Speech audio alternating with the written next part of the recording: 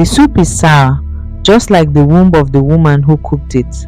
If you have ever loved someone so deeply that you traded your own voice for their peace, then you will understand why I did not throw the boiling pot of egusi soup across the kitchen. You will understand why my feet stayed glued to the imported Italian tiles of our Lekki duplex, and why I simply swallowed the jagged lump in my throat. I am Grace. And for 5 years, I was married to David, a man whose love for me was vast, but whose fear of his mother was infinite. Before we continue, if you are new on my channel, please click on the subscribe button, like this video, comment where you are listening from, and share with your friends. Let's continue. Our love story had started in the bustling heart of Lagos. We were two young dreamers meeting at a crowded bus stop in Yaba, sharing an umbrella while the torrential July rain threatened to wash us away. David had looked at me with eyes so full of promise that I would have followed him anywhere, and I did. I built a life with him.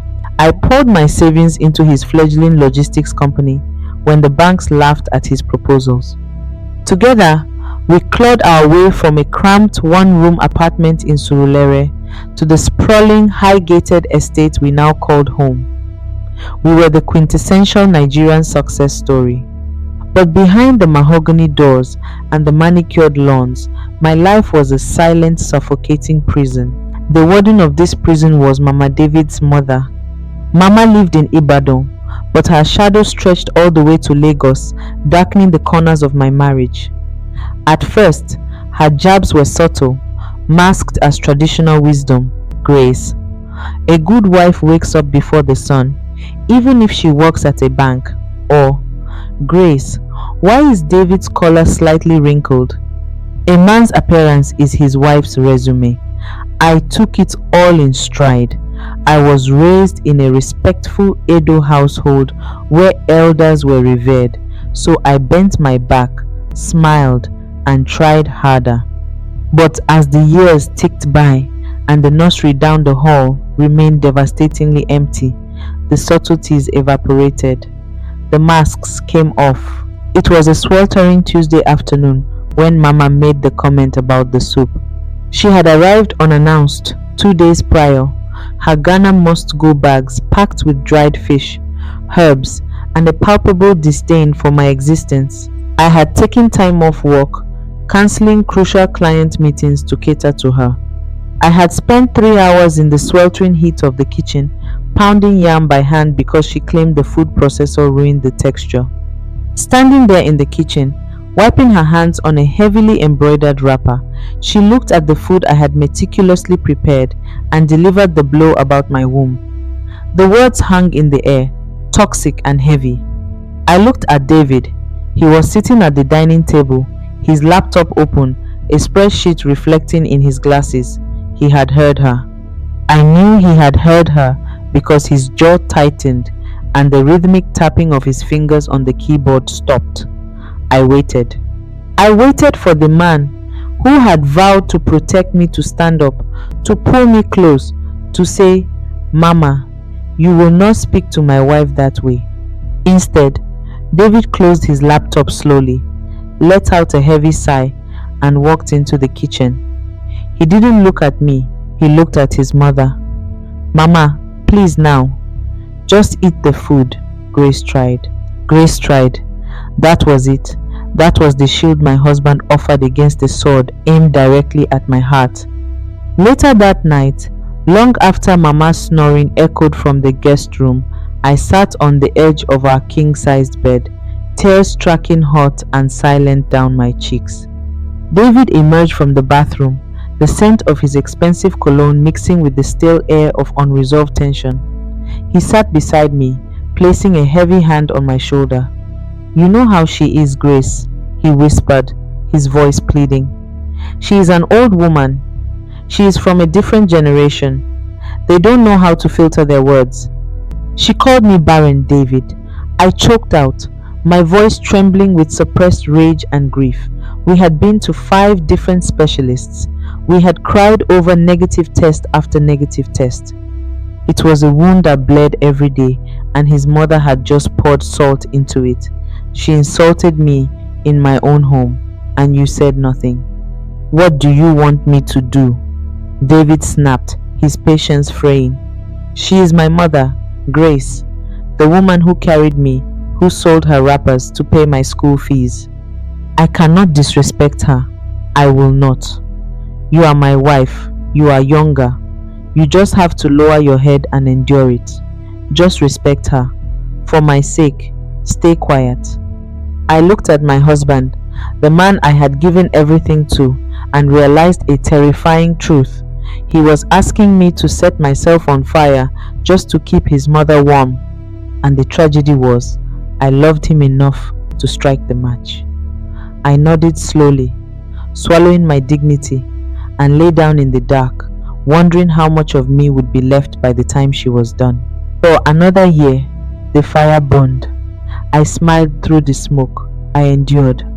I became a ghost in my own home, tiptoeing around Mama's explosive temper and David's cowardice. I thought my capacity for pain was limitless, right up until the day we traveled to Abuja. David's company had secured a massive government contract, and he was being honored at an extravagant gala in the capital city. It was supposed to be our triumph. I had bought a stunning emerald green gown.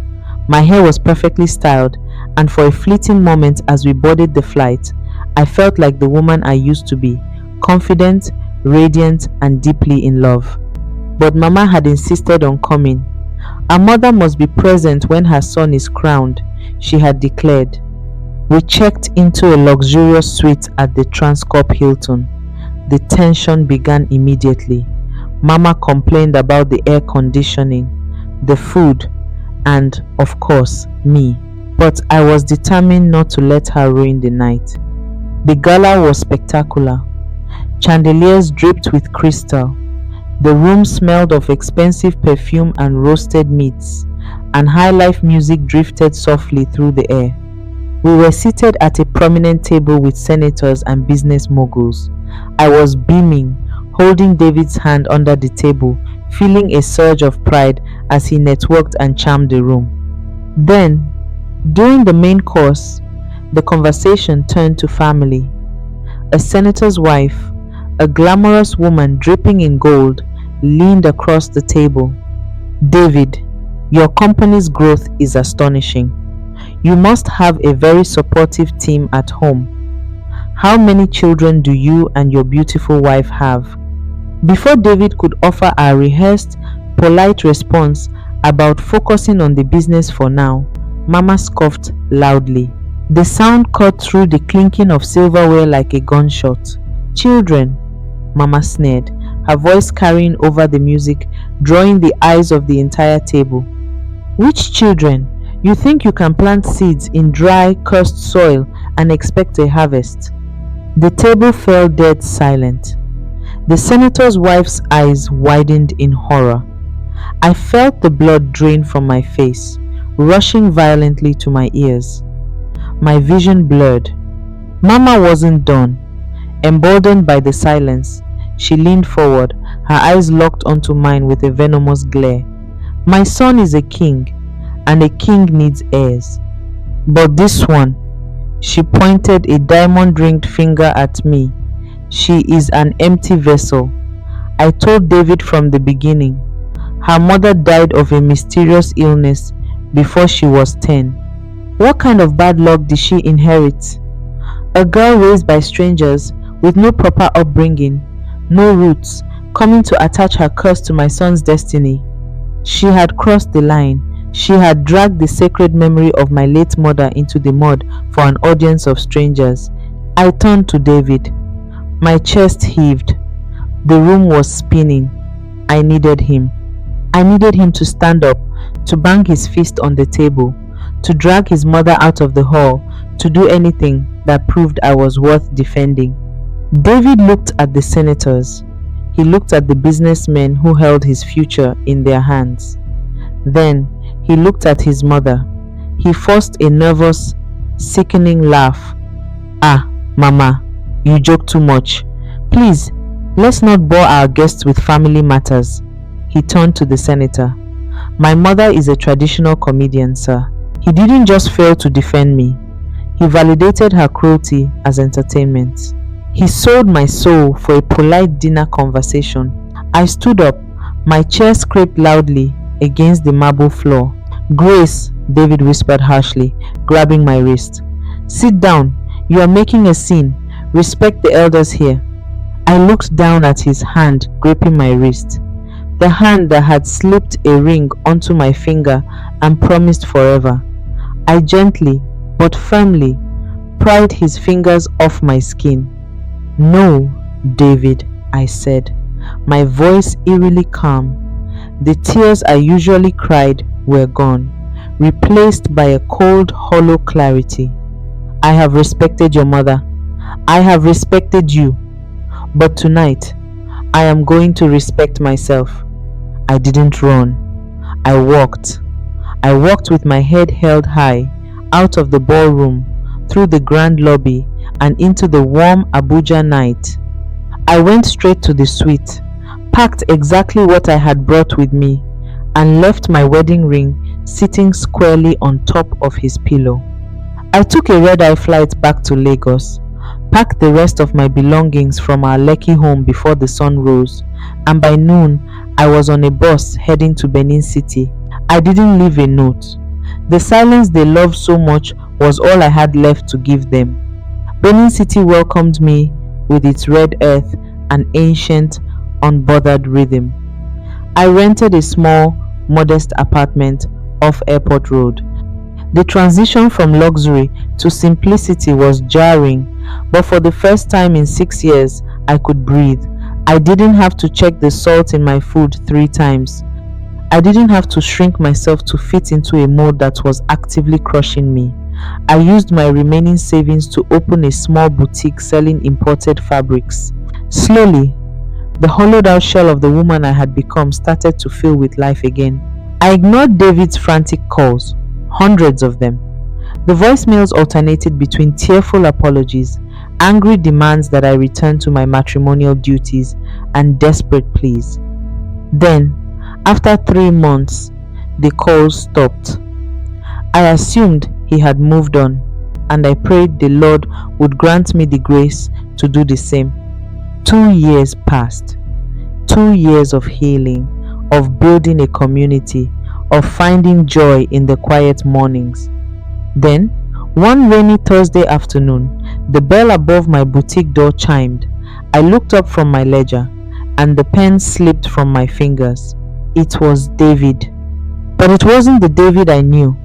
The man standing before me was a ghost of the vibrant entrepreneur I had married. His designer suit hung loosely on his gaunt frame.